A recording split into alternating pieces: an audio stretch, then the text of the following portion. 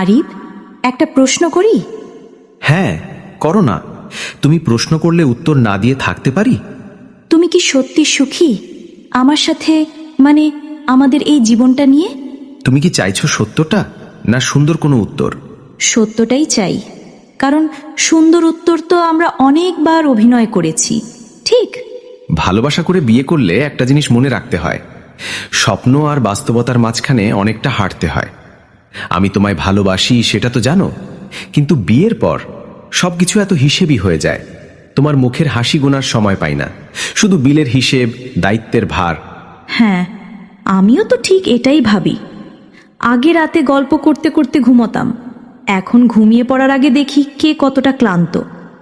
তবু তবু আমি পেছনে ফিরলে বলবো আমি ঠিক করেছি, তোমার পাশে থাকাই আমার ঠিক ছিল।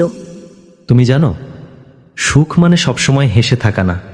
সুখ মানে হলো এমন কাউকে পাওয়া যার পাশে কাঁদতেও লজ্জা লাগে না। তুমি আমাকে সে সাহস দাও মেঘরা। তোমার সাথে আমার জীবন কষ্টসহ সুখ। তুমি যদি আবার জন্ম নিতে, আবার কি আমাকেই বিয়ে করতে? অবশ্যই, তবে এবার আগেই বলতাম, ভালোবাসা ধরে রাখতে হলে কেবল প্রেম নয়, দরকার ধৈর্য, শ্রদ্ধা আর একসাথে ক্লান্ত হলেও হাঁটা।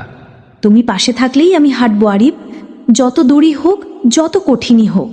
তাহলে চলো আবার নতুন করে শুরু করি, তোমার হাত ধরে, যেমন করেছিলাম প্রথম দিন।